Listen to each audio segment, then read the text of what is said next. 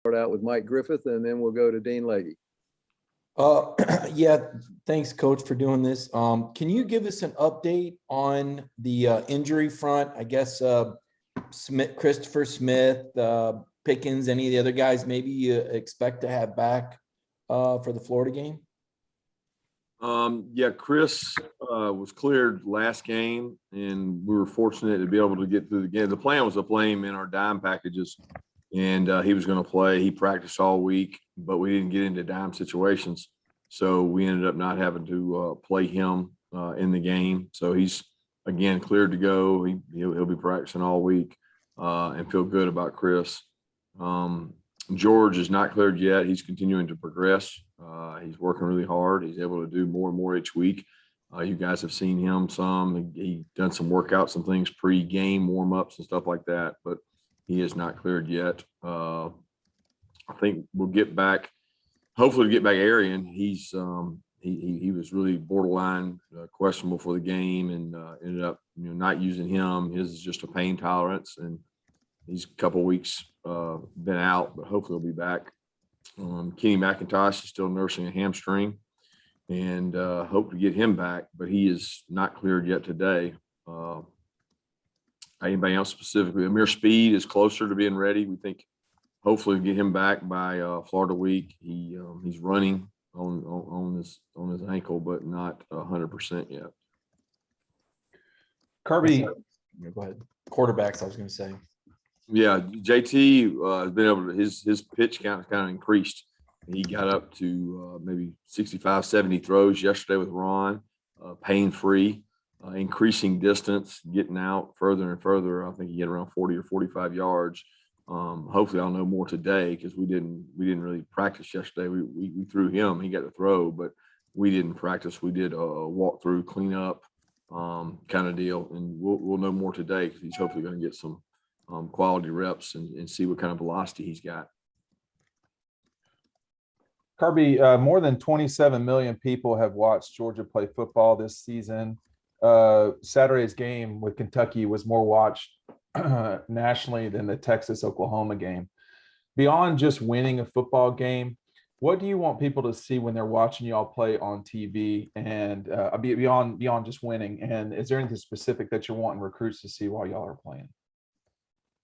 Yeah, I want our players to represent our brand the right way. I think it's important how you play the game as much as what you do when you play. And our guys have usually reflected that with toughness and effort, and the energy they play with. Our fans, our stadium is on display when we play at home in front of an audience like that. So much of today's kids care about perception and followers and viewing, and what kind of marketability do they have in the NIL world, that we don't push it and sell it, but certainly these kids have an opportunity to come here and play in front of a lot of people and create a brand for themselves by how they play. We just really gear it towards tough, hard-nosed football and want our teams to represent that. And I think our team this year has really showed toughness, resiliency, all those traits that we talk about. They've shown those, and it's critical to their success and our success that we continue to get better at those things. Let's go to Chip Towers, and then we'll go to Mark Weiser. Hi, Coach. Let me bring up the annual refrain about playing the game in Jacksonville. Your feelings on that? Do you still think the negatives outweigh the positives, and what's your general thoughts on it this year? I haven't even thought about it, Chip, to be honest with you. I don't concern myself with things that I don't control. All I'll ever say is that, the home atmosphere we have is incredible, and the ability to bring recruits in is big. And if I knew every year we would have home games like we've had this year, it probably would be less of an issue, but it's an issue when you're not allowed, you don't have what might be your biggest rival, and you don't have an opportunity to bring official visits in and recruits in every other year, because you wouldn't have it every year anyway. But it certainly is valuable in the time when kids are deciding an early signing date, December, and they're enrolling in January. Those are the most critical weekends you can have to get kids on campus. So I stand by the fact that we miss out on one of those opportunities every other year, and everybody else in the country doesn't. To be clear, you guys, you can get them tickets if they want to go, right? Like if it's somebody recruit wants to go, you can get them a ticket to come see the game. It's complicated. Thank you. I appreciate it, Coach. Hey, Kirby. I want to ask about Scott Cochran. Is he back with the program, and what's his role now? And then I also wanted to ask about Arik Gilbert, how he's doing, and if there's any chance he'll be back this season. Yeah, Scott, he's back with us officially and working with us. He's going to be assisting the special teams staff and helping contribute to those guys in an all-field role for the rest of the season. And happy to have him back, and hopefully going to keep him safe and healthy throughout that process and during his recovery process. But we're glad to have his energy, enthusiasm back, and he'll help us on a kind of a off the field role there with special teams. And then Reek is not back. He's still continuing his journey and hopefully going to get back. We're communicating with him, and everybody's pulling for him. But I don't know the answer to when or if he'll be back. All right, Seth Emerson, next question, and then we'll go to Jake Rowe. Kirby, with the receivers, and it's a weekly, daily kind of thing on where are they, who they come back. At what point are the guys that have been playing, it's hard to take them off the field. You don't just kind of add a receiver who's healthy and plug him into a starting role, or you know what I mean? Yeah, it really just boils down to practice, right? Like the guys that go out and practice and take the reps and perform on the practice field, the guys that go out in the game. So yeah, you don't ever just plug a guy in. You plug a guy in during the week and you give him reps, and whoever gives us the best opportunity to win is who's on the field, and that comes from practice. And if you can't practice, well, obviously that's hard to do, right? So if you can practice and you're not 100% and you're working your way back, then we're going to play whoever gives us the best opportunity to win. So those guys that are injured are trying their best. They're at rehab each day. They're working to get back, and we're focused on getting the guys we have healthy better. And I want to have more depth at that position, and that's all kind of contingent on those guys returning from injury.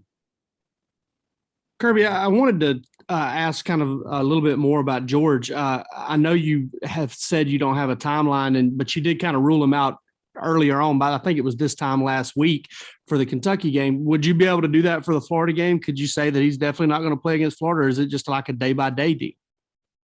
No, there's a long-term plan there, but I mean, I don't disclose timelines on that kind of stuff. I mean, probably the week of the game, we'd know more, but we did a walkthrough yesterday, and he was able to do that and get signals and get calls. And, he's done a tremendous job of working in recovery. But, Dr. Andrews, Ron Corson, myself, George's parents have all been involved in that conversation, and not something that we're open to share. I just very hopeful that he's able to get back 100%. That's our concern.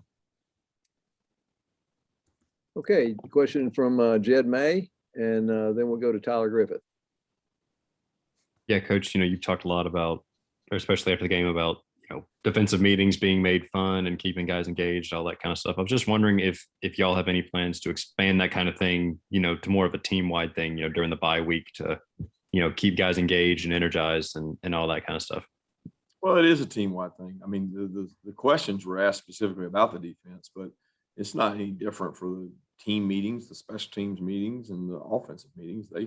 They have their different ways of keeping things moving, keeping things interesting. I think all our coaches are creative teachers. I know when I get in front of the team, I don't want to say the same thing every day. I want to have a different theme or maybe a movie clip or a message. And it's the same way with special teams and Monken and the offensive coaches. So it's not, it permeates the organization because it has to. If you don't, you'll lose these kids. So it's just a method of teaching. I think the specific questions were more about the nuggets and the things like that we do defensively. That pertain to defense. Yeah, just following back up on the defense, what would you say is the biggest difference between last year and this year? We're playing some different defenses. We're playing a little less of some things we played traditionally. we're certainly much more inexperienced on the back end is one of the big differences. And it's allowed us to simplify some things to help, but we're also that much more experienced in the front seven because most of those guys are back. And the biggest difference probably is the experience of the front seven this year versus last year. Okay, next question from Vance Levy, and then we'll go to Palmer Thombs. Kirby, obviously the off week gives you the benefit of healing, but how do you guard against when you're clicking in a lot of phases as the team is? Some would argue playing each week keeps that edge where you want it. How will you use this week to kind of not lose that edge then going into the actual game week next week? Well, I don't know that we're playing at our best, right? So we're trying to play better. And there's plenty of things. I mean, we had a 22 or something play drive, a 13 play drive. I mean, defensively, we didn't get off the field and some opportunities. And those long drives, you got to have answers to. You got to improve. Why did you not get off the field? Is everything 3rd and 1, 3rd and 2? They had 4 downs.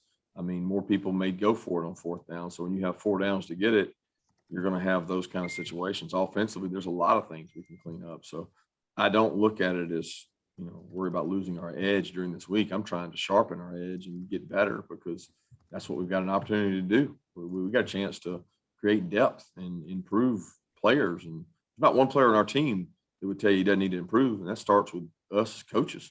So we're looking at ourselves, quality control, how we can improve, what we can do better to help our players be successful. Kirby, you mentioned it there with developing the depth. How much of the bye week is put into, trying to take some guys that maybe haven't played a huge role and seeing what they could do throughout the rest of the season versus developing guys that have already contributed? Just both. I mean, we never go out to practice and say we're doing one or the other, right? That would be foolish. I mean, we're trying to develop the roster all the time. There's defensive players on the scout team we're trying to develop. And for instance, Jordan Davis, his freshman year, at this time, I don't know that he had played very much of a role. And he went into the Florida game, if you remember, and really came on the scene after a week off of practice. I guess it was 2 years ago or 3 years ago, however many years ago it was, that he came on the scene and played in that game. And we're using examples like that to highlight that no matter where you are now, this is an opportunity to change that. All right, let's get the next question from Connor Riley, and then we'll go to Steve Hummer. Hey, Kirby, in each of the last 3 years, you've had freshman wide receivers who have been able to come in and produce early. What does that say about Cortez Hankton's ability not only to identify those guys in recruiting, but also get them coached up and developed to where they are contributing really early on in their careers? Does a tremendous job. Number one, evaluation, I think, is the key because, some of those guys haven't been the most high profile, top ranked receiver, but they've gotten better since arriving. I think our system being conducive to freshmen being elite, it's not like it takes you forever to come in and learn the system. So we've been able to have some success with younger receivers, which, has its pitfalls too, because sometimes the older ones don't get it. And in this year's case, it's really been about injuries. It's thrust some other guys to the forefront, whether it be Brock, AD, Ladd, whoever. They've been thrust up there more by injury than anything else. But Cortez does a great job teaching, developing, working on those guys. And we think those guys get a lot of reps in the spring, in AD's case, and also in fall camp. That all those work with the 3s and 2s, which some of those guys were, pays off.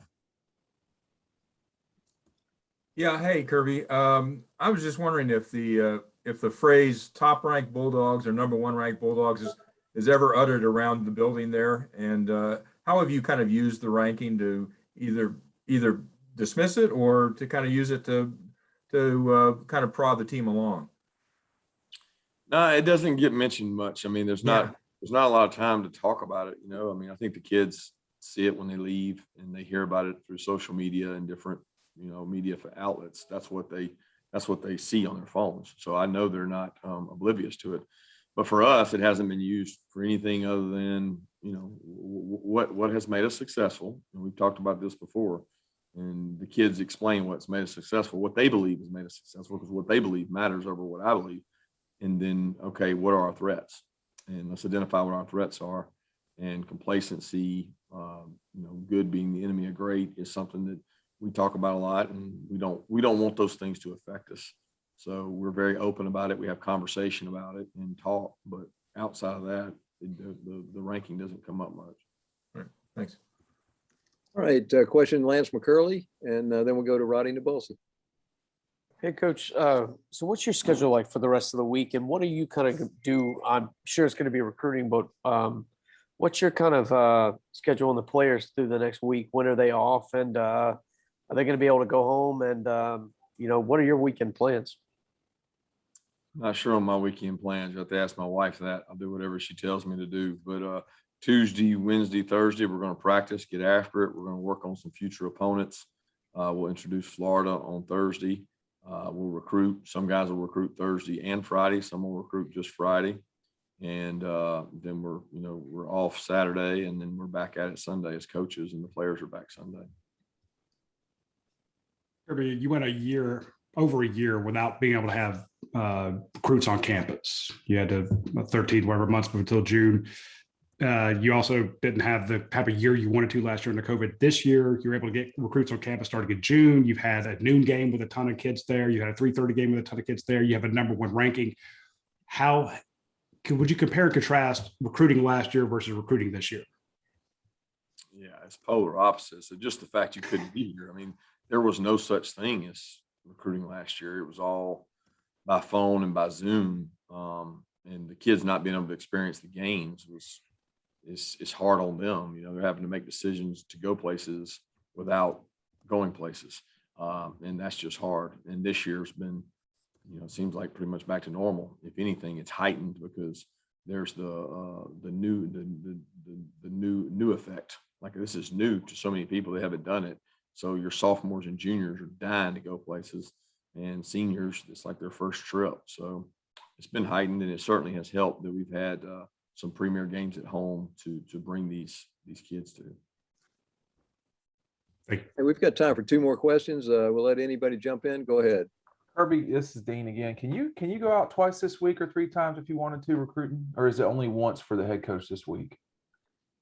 Well, the head coach can use. I can do whatever I need to do or whatever I want to do. We have a certain number of hits that we have, and that's all we have. So we have numbers, and we have those delegated out throughout the year where one weekend we might use 5, one weekend we might use 4 or 3. Off weekend we use obviously everybody. We can, but we delegate that based on what games they think it's important I go to versus what games it's important the assistants go to. Kirby, I wanted to ask you about Trey Scott, and obviously, you guys are, playing really well on the defensive line and have seemingly gotten better every year. Going back, I mean, as far as experience and stuff, Trey didn't have a ton of it at that point. He hadn't been doing it for 10, 15 years or anything. What led you to hire him to kind of thrust that kind of trust into a guy like him? And how have you seen him grow as a coach? Well, he's young, he's energetic. He's one of the best teachers and developers I've ever been around. He pours into his young men. His unit takes a lot of pride in their performance as a unit, and you see it kind of reflect in the way he leads. He's got a great family, great wife. I mean, he's a class act. He represents the University of Georgia the right way, and he grew up under one of the legendary defensive line gurus and teachers, and Pete Jenkins. And Pete is kind of world renowned for developing coaches. And Trey came up under Pete. And, when you get one of Pete's guys, you're going to get a good one. And we've been able to do that. We've been very blessed to have Trey and his family here. And he does a wonderful job recruiting, pushing young men, challenging young men, and developing young men so that when they leave here, they're much better off. Thank you, Coach Mark. Thanks. Thanks, everyone.